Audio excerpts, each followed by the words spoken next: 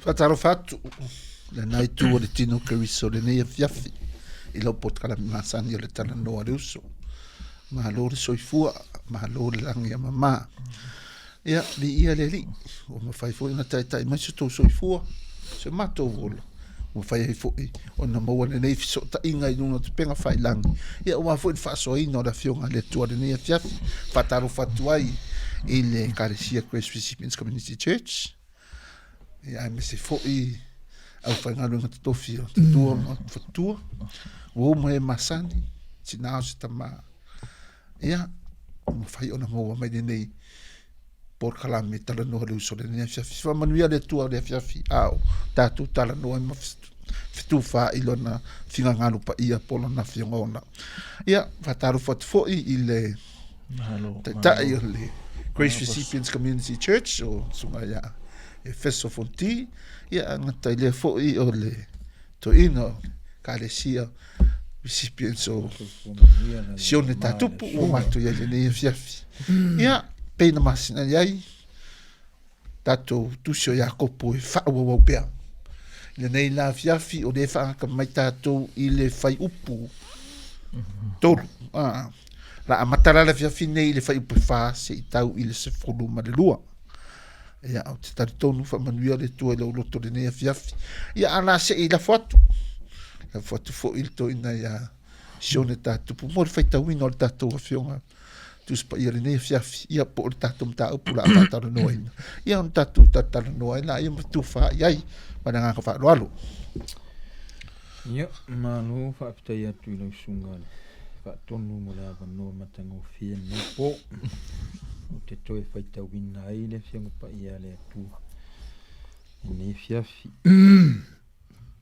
whai upo e wha tolu mata upo ia kupo alon whai upo e wha e whaangata mai i le sfulu ma le lua whauta mai fo iba e ui lava ona te tele wha alele lea i matangi te tele e li ua i le whauli iti lava i le mea e manao i ai le tautai e whapea fo i le laulau whaiba o le mea i titi lea ai ua lafo upu whaasili whauta o le afi titi e mu ai le vao la au tele o le laulau whaiba o le afi lea o le whaupu enga o a mio leanga ua whapea ona tuuina le laulau whaiba i o tātou i tūtino o lo o leanga ai le tino uma ua whaamuina ai le lalo langi nei umalaba ua whaamuina fo i le nā mai kena.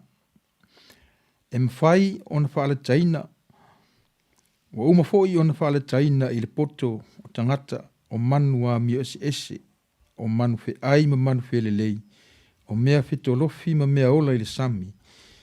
Pei tai e le mwhai e se tasi tangata ona whaalata i le laulau whaiba. O le mea leanga e le matao fia, ua tumu i le mea o ona e oti ai.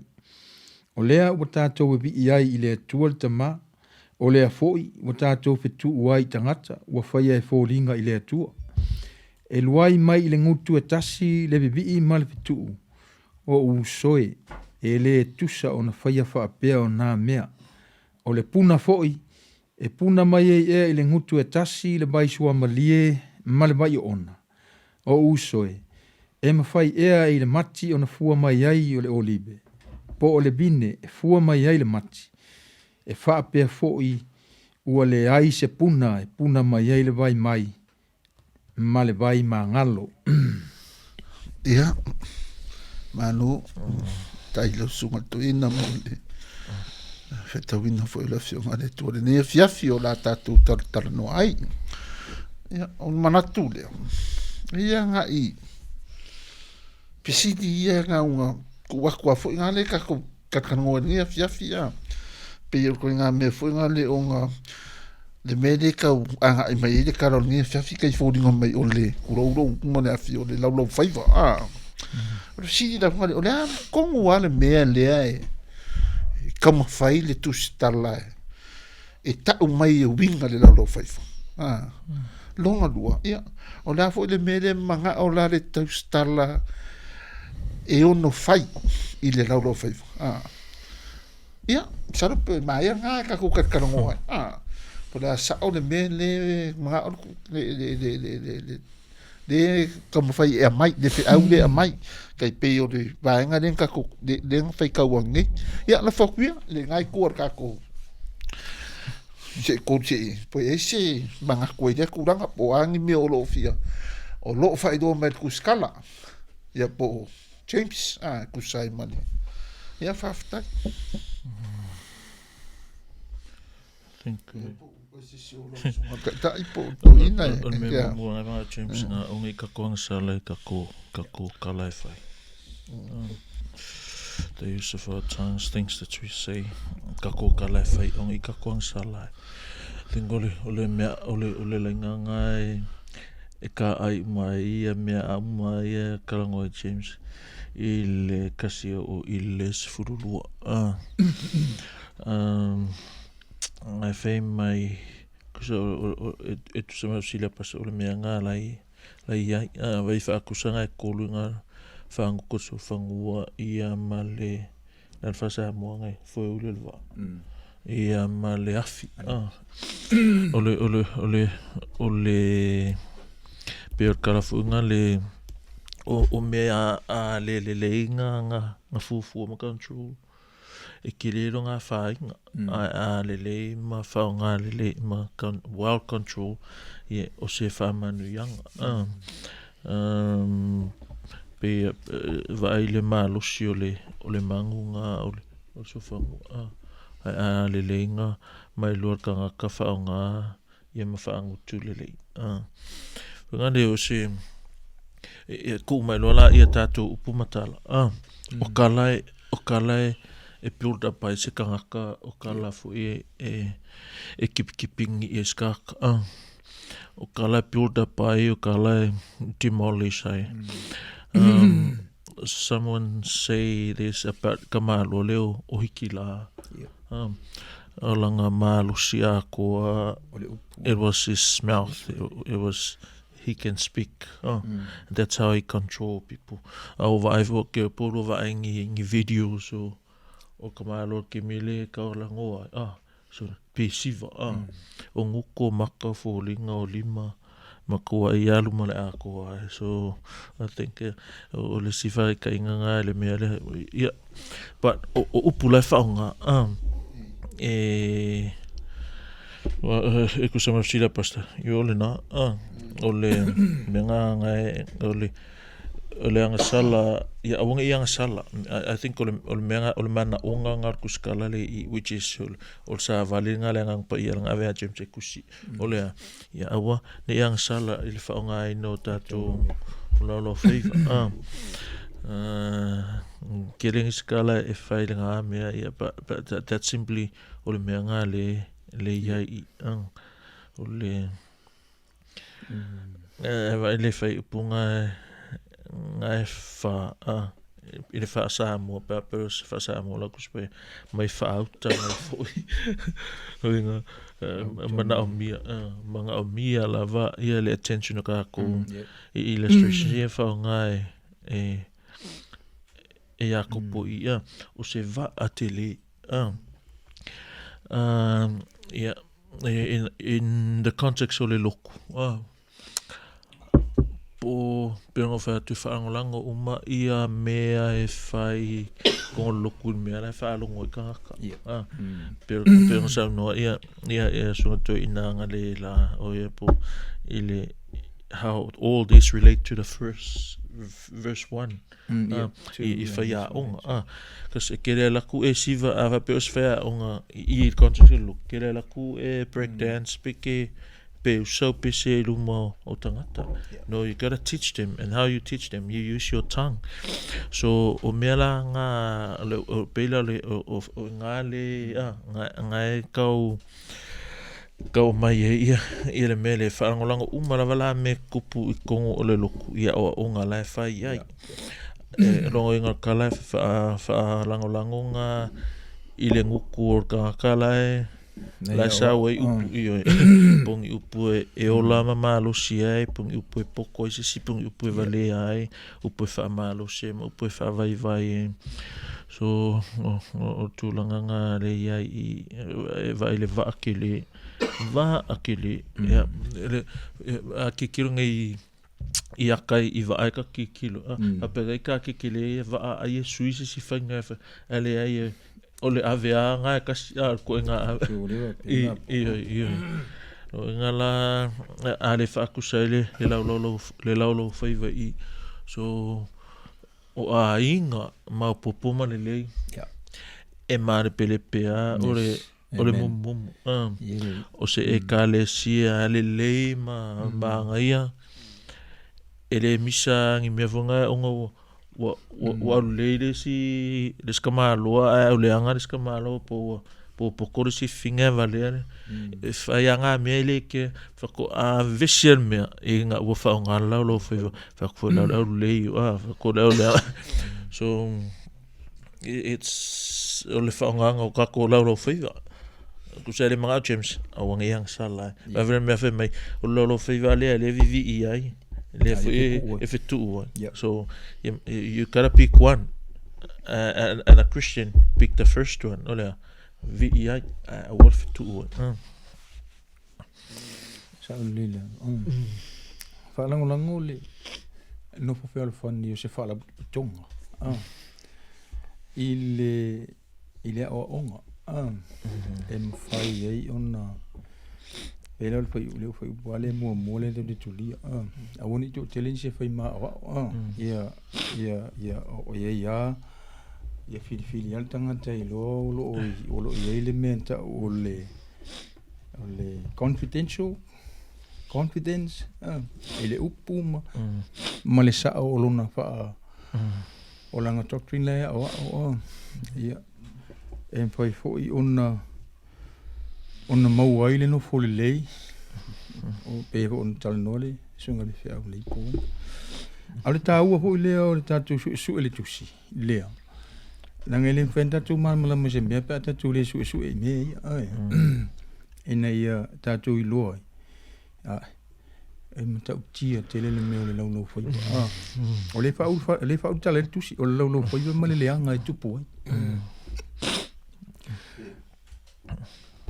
ole e fa moe la le nofo file mu e kale sie mo le nofo file mu a inga ole fa longo le upo le tu pe te atala no mai ai ia le tangata le o ina le upo le tu ia ole si foi me o lo fa pe ona fa asino mai ale le mele I le tangata le o ia fa pe ona hulele ia tu ilona tūlanga o ia o le I mea uma e uia ele perfectato ai fai me vai me tu spa ia o le mea foi me tu spa ia tatu fai no minga ia ilo ho el tangata ia le o lona ia tūlanga tau le ia ala ilana tu mana nango lana ba ai le tu mea uma pena e fa moe o to inga mena e tupu mai ele no fulei ia mal per fan per meltus pa ia ole kalesia ia pos fala tonga ia is fala con ole kalesia o lo fa sino mai ele pula ele e foldinga mai la o lea nga ile fa makalanga I meo ka ua onga ai de ua nga ile cheno fu ngale I tutono se ekalesia o winga de kala o se faukuanga o le wave uma I mempas uma de ekalesia wa e se fu dar ko nga pe o fa fika u di nga ka kikilo la kamai le pe o de fa kusa I le kala le mai e la e tiki fu nga e mo kam ka kia me fa longa la fa pe fo ko kongo fa la po ponga ko ya mo me afu nga le ku la me ai ka ki ai ai linga pe vesi ku se fu nga le o le fai karase ma ko for fai karase o lo ya fai karase la ku mempo so ku e vai mo mai ne e o afia ku ranga me funga o le karango de la lo fai o le mela kiki ai ma ka o kia di kingo lunga e o afia foi fle fa po kongo e o misai o le la kala ko nga me fa penga le kau ku ku ngoi ku ile e ngo afia ile fa kwanga re James e fa ka u mo ka karolo ngo o le mele o kala pe de fa ku so o lo yafi ai mu o le va o ke ska mai kala fa ku vai le ro ku o le si vai nga le si ku o le vai nga le si ku e ngo afia ile mele de fa ka me James la fa man o la kusi ka loku kusi I Cristiano e ko nga me vunga le sawa mai le so nga kaukala por fa nga se le nguku malolo fe kala le fkawi ko me vunga le mai o ia silela aunge o ko kaukala that's not the solution here keep using your mouth but fa nga upu make it under control bon me nga le I pe on va a se nga fai le fa so fa ngua pe se nga fa nga o le fo uli e o ngo pa uli alva a pe va le o sa mo e o fela le afi a leng fa nga o ia e vela le yo me ai ma fa nga e kere ma e pe a le leng fa nga e mu on fa mua ka ika mua le vao pe kala le mai sinka mai sparkle kiki mua le vao matua pe a le control nga fa ka inga ele anga le afi ne ele le a le control vai le si strategy funga le au fui mu a pe la mu mai ole le afi a mai la ko sungu I fonga le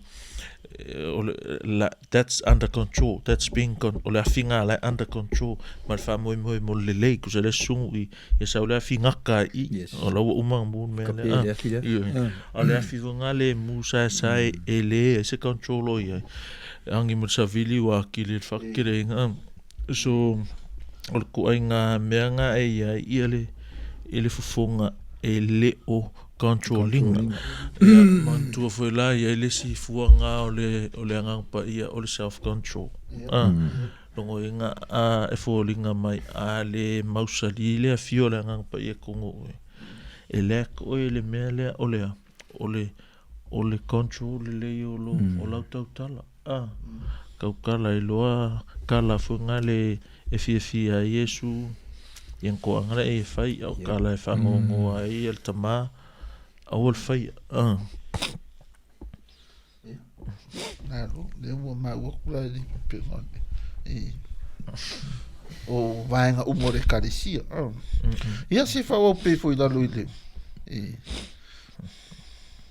o le ando te si di mo e pe ang fak si mo por ale mele ka uma fai mai e fai do mai ele ia po le nga luwe nga le lau fai wo ia fai nga le karesia le po le ka mo fai le fuskala mori maringa fia ka ko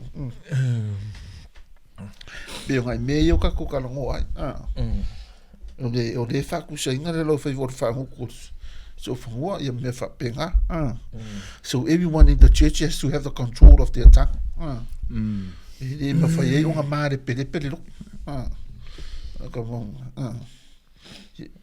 pe fa pe ku nga ole mea mongi e whango ai mongi e mele I unga ole whanka pe punga fik for every kind of beast and bird of reptile and creature of the sea is tamed and has been tamed by mankind. Pe ul taika whaianga kauntu ngawanga le la lenga le mwhainga teme la wanga la suri o ngang so le ku ole alfenka me ole laulau whaiva mai e ma whai ona wha lataina ua uma foi ona wha lataina il poto tangata o manu a mio ese o manu ai ma manu lei o mea whetolofi o mea le valu pei tai e le mawhai e se tasi tangata ona whaalata I le laulau whaiva o le mea leanga e le matau fia ua tumu I le o ona e o tia o le a Ele fai fa la kala lo. O sa o. I kalanga a James na fu ko nga fam kalanga fu nga ai le fa pe le mafai langa fa ko e le winga kala a James langa le ka langa I ka le ai masele anga sa la ko o makua I u Yesu ia le lo fa e mo ia ele atu pa their tongue's been tamed. Their tongue whāinga control ia lau whaiva. Me hori ale pisang kanga kalkoiko. A pisang kanga kauhoiko. Engere leo la file ele o file muro kororo. A pisang kanga kaukoiko. O ngo kai kare le file muro lo viva lengo ma fo pisang. A file mua me uma. Ai lunga de pe fa ko I pela fa upunga iva o e lua ko nga fa nga o le laro fa nga me o le utato via ele tuolta ma o le fo utato fitu wa I tangata o fa e fo linga ele tua ai lunga ele a se le nga pe e whai ngale mea mua. Yes. A whai vol mea ngo lua do the opposite instead of fituu place.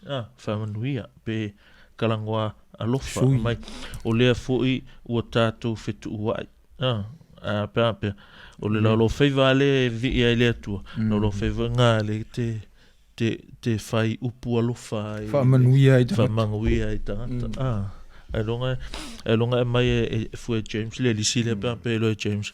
O le kūlanga lea lai ia e re kāre. Whape o le whai raka e ka kaunga mai. Yes. A le winga raka. Whape o le whai. E kaunga ho o i ele kara. Wa o ke lenga o mele ngi o le mea lea leo ki me ka o le lua lea. Praise and cursing. Anga ki mi le cursing. E leo o loa kaka lai. Lai whai raka o lai koe ngā me whai. Anga o I loa ki o wangi e ola. That's a cursing. Mai maulu. Ia, makua la, o le ika ngai ngā. O le cursing le mea nau, release. Le ana whi mai I James I o le praise and cursing. E le ka kaunga sau si se kasi. Which is na whapera e le kaunga sau. A warangi ika. Ai o sa ina. Ai pe o le mai I James pese me whapenga funga le it's happened. And o mea o le kukupu. E ao lava inga koe mō nei te kakawanga. Ke leanga kako o le ika roa. I ngā sau a le kala. Ai le no ao sau le cursing. A ua whiku. Ia e leo mamna mai isi o le whiku. A rai alua. Ia. A le pe ua whapenga wha mamna mai I le iwa matsifuru. Le whai upu iwa matsifuru. E le kakaus ka kisiango ngai e le mea. O le fofonga re kasi ai o mai I mei e lua. Kakauanga kasi. O me ko le whai keke I o ka vai. A ka kūre whale le li. Whai keke la ka ngofo. Whai keke la ka kaukala. Whai keke la ka vai. Me uma. O le awareness. O me uma. O koe ngā me papenga. Whai keke I lo ka I oho ia le kaukala. A mesala le kaukala wa e kai me e la kore kala. Ele o mafo inga kala le la kua e ala e a whai ngai lesi. So e kakau anga kom kua whai keke le ia koe ngā mea. Mea ka ore awareness.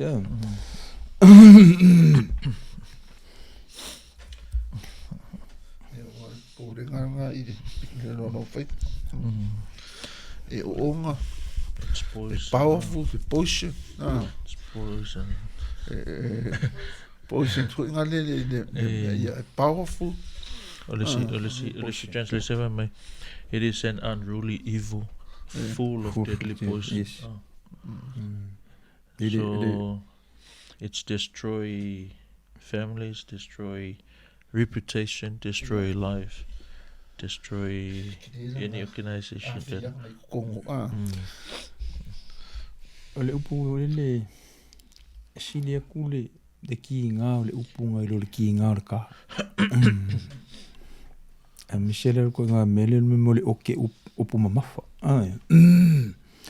E sa ora nga me. E mo ko e yonga onga le le whaangor kanga kai o ele o ke mawhanga ngai lole. Wara ka ia anga maingia uma. Ka wara ka whanong koe kiinga. Ia, e li mami ngu koe umaraka. Au le upunga. E te alua i ampe a vea ili ngā upu. E pei o le ka wakaka mai o le aiki o kuskala fo inga le o le whaanga inga o le lolo whaifa. Pei o le overuse. Practice na a ko o le whaanga inga o le lolo whaifa. Whaanga kau. Whaanga kau. So we ka les poa upu ke whaika kaunga whai mali. E noa. Le ana sa wei siang whakai ken whai mai mafro whau mua. Slow the talk he po le. Ia sao alo whaaru. Ai le mu lo kau kwa. Whakau lai koe ngā mele ongo le lolo whaifa. Makua le mu lo kau kwa. Ia whawela whaaru. E le si whinga ngā sauia. Ngā sauia John Wesley. Whaia John Wesley. Ke lua lau ka lingi o le mea leo o le kaukala. Ke lua lau ka lingi o John Wesley lau ka lingi. Ke lua ka lingi o le mea leo. I'm not afraid to speak my mind. That's my talent. I can speak my mind. My God, John Wesley. I think God. I mean, ele ai longa. Ke lo ele maintinga le tua pe ai alu e kangura kari. La vela ele Jones. Anyone ele afraid to speak their mind. And it's dangerous. O kalanga ai la lang. Don't afraid to just have freedom to speak your mind. Le muska kai saul ma vo fo mangi mea fale kong. If I speak everything that comes to my mind, makua e ofu hapo askezi ako bili. I got finge. I'm not afraid to speak my mind. Makara husli. Ai longa fa nga le ku pa halo e kangula kari. So amang ko kalonga kalengi me ol kangu ai fa nga. So Paula lo kalengi kong kang. Ai la sio isang mafu fo pe lang kalengi le ol speak his mind. Yeah. Kangurang akaring. Yeah. Ole me ako nga I basta. Ole awone yang sala I kakukala e fai. Ole fao nga sise o upu, mal fao nga tau o upu. Ole tau tala nga ngana e lo fa marsia stasi. Mavi I ile tua I o kakukala. Sfulu fia. Wol fa aku pukala wole. Ja. Aku wol fa aku pukala. Ja. Where are we up to?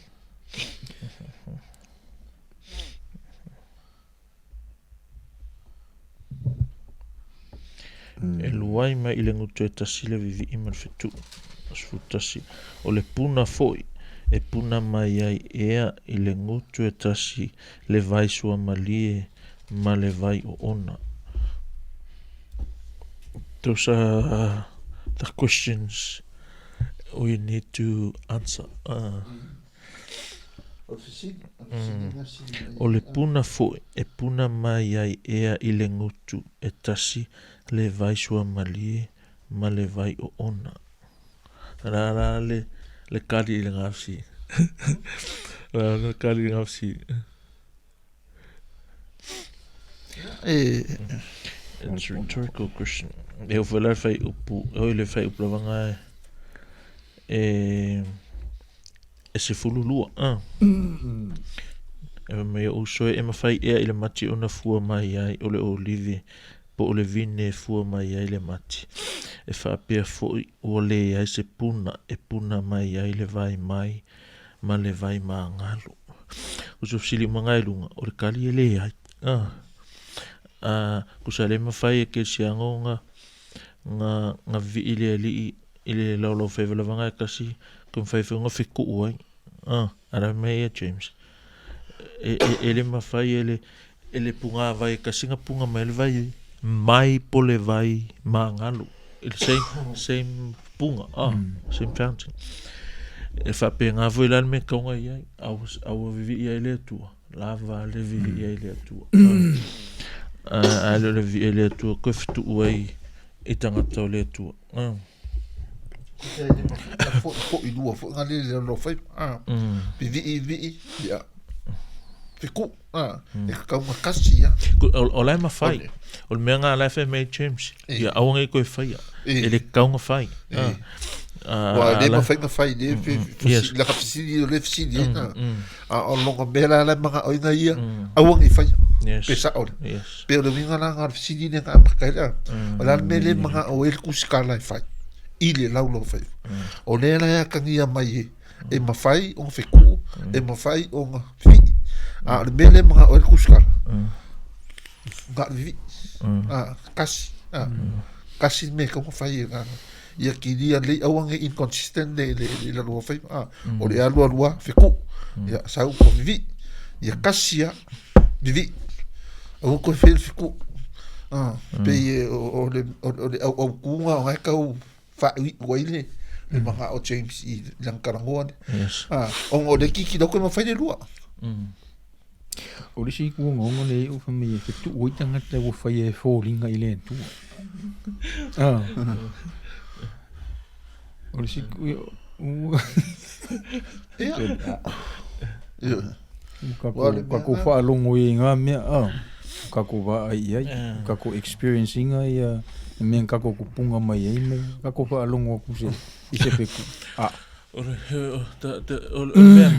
me mo ia e vai umaka ku yes e ai ke me fale ku kako nga ai ai riske siang o fai maolanga me le o pa o le me le o mala unga ese se ang fa nga ngu ele kaukala ngi upu e maro se nga upu e vai karangoa mai ai le nga vale ala e upu mangai e fai pe me vunga e ke alo fai a oi ka lo fai ka fai sho ko lua ka fai sho kali ili fika I kaliskanga lunga why can't you say lo fai a oi fai I appreciate what you're doing so instead of doing that ele skala vunga le mazanga fai le fai kara kuspa ia e longo fia mo le pakeke e o e pa o kele ko pa o so a mo pakeke la kum ele ese pa o pera fa penga vela ile natural ki kilo fa penga mo kanga ka ele sanga me o fai if you kakalanga because they are not busy with anything this is all they do they have enough time if nga se ia upu matala wa o le fanga se le sa wele muy muy ka fale fai kala leanga yes na sa nga le mele fanga se ka kupulea me vai e karisia me ngare fe mai o le potion o le vai o ona e fanga sa mo le vai o nga mal vai suma di me kasi yes ia le one is fake and one is true one is fake and one is true ia ke le o nga fo I o le ka wa ngor ngi me o le lo fai o karango fa piko ai fo de ngi kusikala ide me yes o ngo ke le o le fa ngor me e ma le pele e karesia e o le fo ka pulenga ka va ai ngi le fiafi lo sunga fo to ina nga upu le ka we ngi le upu fa sa mo ne nga fa ko mo e la fo no fa mama le fai upu le fai la se ko me asi ngo wakara ki ki fa mama ngor mene o le fau pu inga o fau mai ai fau mai ele fa pukunga upu leanga fau pu inga wa mio leanga no la unga ia le ale fai fia fai ongo fau pu inga wa mio leanga kusa o le maunga nga o le enga o fau pu inga o le fa pukunga o le o anga fai upu e ongo o le si upu o le matau o le laulo feiva Ole afilia, ole ole faupuenga o miuleanga. And the tongue is a fire, the very world of iniquity. What's the word there? Ole upulonga lua. A tremendous amount. Ole lalang. Ole la ua kako. Kakangia fiafi. Ma o mangi ngo mai fu lar ku langa fu ngale. Le mele kango mai James ile lolo fai. Ya le nga ka fu ile mar manga o ngo le kuskala. Ile me o fai. Ya pe o le ka como nga ele ka lava langa e ka kwa fu si upu. Yang salat. Ya pe de ka fu i o nga e. Eli sivanga ka ko tekslassa mai fitau tala i Salamu.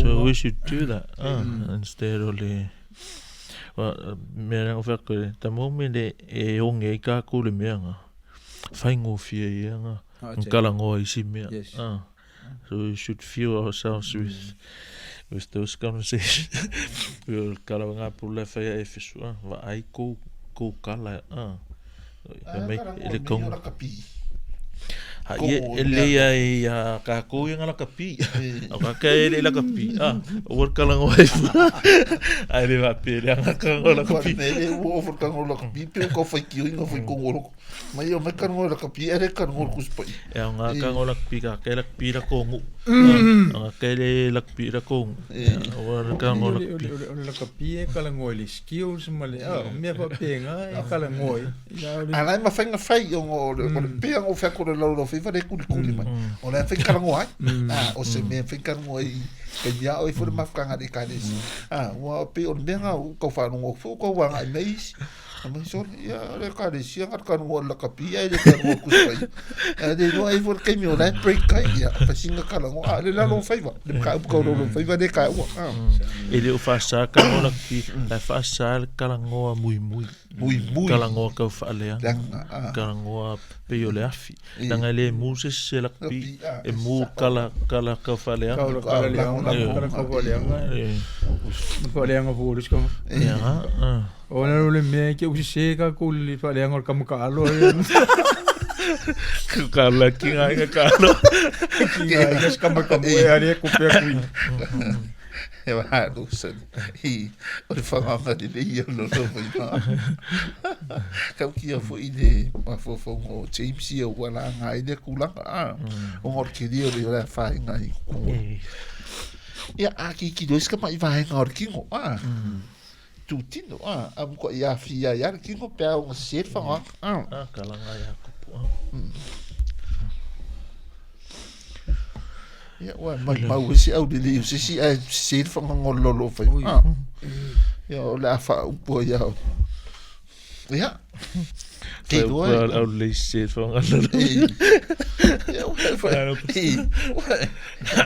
ya wa ya si su por la le me o fa kala ya ama mo le lo ha le me kusama ngadi au ka ka ya fo wala fa ngadi le lo pe kala alta toli o me kongoe ele mfenga nga me sau ie dia ia me kong pera la kumu o ya Yesu e tala fuelo fonga e pa o Yesu ya pela tumulo loto ile leanga ya ele ai mse ele anga kala fai ile anga kala ile anga fuele leanga ele mse se malo sima mamanui ai yes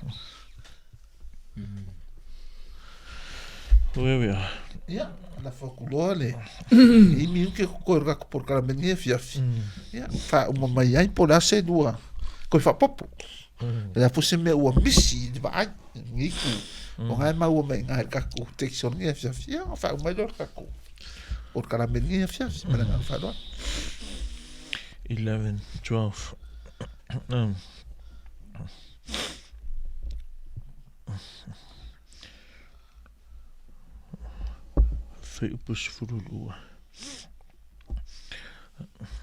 does a fountain send out from the same opening both fresh? Ia ngā kamini miloa ile mea rawanga kas. O ngi isau se leanga. O ngi isau ni upuleanga i o tātou ngutu. Ia pe o le si principle fo ngā let your yes be yes and your no be no. O inga awa le eser kala e whai I, eser kala e whai o. Ia wa mea ngā whai mai I ele fua mai le mati ia le olive, ele fua mai whai le olive le mati. So let the olive pea ta olive and tamaki fua tamaki. Awale le fai kala ia sa si kala fai o o inga tau ona tau tala ma le whama oni tātou tau tala ma le alofa tātou tau tala I le alofa pe o whiunga ar tātou ali pe o le o kula ngā le iai e tusa ma le au te linga o le ngā vāenga o le mata upu e tolu o le awane I ang sala I a tātou tala e whai a tātou tala pe tala noa ia awane I tātou wanga sala o ingara vea e fui la mei o pesi wale se pesi I maka e pesi o tangata laulau whaiwa o inga vai upo kou pesi ia pesi vi ia ili basta le si mero o mangkua e iai ia kangaka ka mai leo ke wa ngā comment I le kako YouTube ngā whai mai e mana o mia le tali a tultala lai whai mai ia ma a vaku e ngu mela or something I check sa kuai o ifa mea mela ngu mela check sa kuai ia la langa o kare Facebook o kele I longoa le kai o le media o alanga karango whapewa ai whafunga mai wa na langa comment mai wa langa whaalongo mai kele I taranoa le media o ile tata le media a whaongara wala o au channel o ke kali ei o whaku ia te lele mana o mia o lau soani ia ta mai lau numera ia check sa koe ia o ngā whai ngā mea umamlo le lopus ka ngaka pusea wai le ingi fōlinga le iskaka I ngō whapela fake page tau fake page yeah that's what they call it fake page or fake channel but I don't use that word it's either a human like us or a ghost because only a ghost can eling fōlinga na whapela o whalongo me le anganga lea ia le uso anganga lea ia fai se avangoa ka kem fai ngau text mai ia pe vili mai vaklo ke fung vili mai ia ka ngola ia le ai fa marulu alo ia mor fsasia mo pe o si complain ngalai me fsasia ia lo ai le ia na ofakus isi anganga ofak ia fa marulu ko mo fsasia e valea si uso ia pe o le singa meu o mankua ia le wa fa ma fonga le si ko ka mo vanga le ver ka comedia inga me fa penga fonga le fa pi fa bracket me se mi fonga le mo ka ko ia ka ko lo I marka ia pe ka ko su en ka pu yo ka la mo me ia wa ya ha kele ia nga pu le fa me e wa nga info ringa ka ko como fa ia ka I wa yo po se nga ko da de ko nga it's from last week o yo o me va sen ka nga ia la ko longo le media team fo ko nga be penga ai nga fisidia mai ia se feedback no ka ko wa le wer ka ko couple ia ai vo vai ko ka media e mai mau fur ken o ia le fa nga fa wa le o ia o sfida ham o pola mo o ka fa ia fa ka sia ia ai se I dongo le va nga lo fa ia ko la nga ia ai ma lo ia mesi ese si me ko ia sa mo ele so atoina ko sa makla kom ka pu ni fia o mia foi tu sona mai no fōlinga e po lo next to a que lo o le si mai o le ta te pasanga ko ele fia a ka foi langa mai ona fonga ka ko kilo ku fa ka mari I mai ni pe ka kilo pe ne lo pe le a colocar o que mingai o le ko que le si diga ko le vale falha ali. Ia, mahalo isi umea e kukupu e ia me kukupu whapengi. Ia piu ka hoa o inga ka ko change e ale ngusa. E kukupu mai dea. Whasosolo whapenga o kau whine mu. Iwe. Ai le ngana. Ma vai de ngaka. Ma te whaaro lava. Ia a whai wale si. Le se mea pasta. Ia. Ke o ka kounga nge fia malo le wha malo sia ia kupu. Ia, mahalo. Whafkai. Ia. Devotion. Ile verse 4. Ne? Lalo. No, sorry, faku. Ma ele devotion le I le mea kakangoi. Le kele. Ia, wakura ngā whafkai ni fiafi. O sunga, tatai ma le. Malo ale, tapina pena malo foi le. Sa nge wale fa mo fo tato por karame. Ia o le talo fa pea ia ma wa le. Malo si ma se fo manuia. I do sunga ia me se lo sunga ta ia le kalisia. Ia o pe a uma ia wa le tu mo no fingano. Ia me se fo to ina. Ia se o tato fa ta se ne fa se o fia ia sa o ru ma. O ka pole whange na fia filo sa u ka waku o ne u mai. O se me ia ai whaftai de tua. I mure nei tātou wha moi de nei fiafi ia ma o te taritonu. Ia o le tau unga ngā o le nei fiafi i le tala noa reuso. Ia wha manuru atu. Pea whai o le karia kunga lo fisini i le safa mai le asfau o le vaso te na. Ia ala si tamu whai. Ia ona mo wak leo se tali lo fisini. Ia ai le nei fiafi fa manuia tele le atua o toloto. Mai manuia. Soi foi ia. No.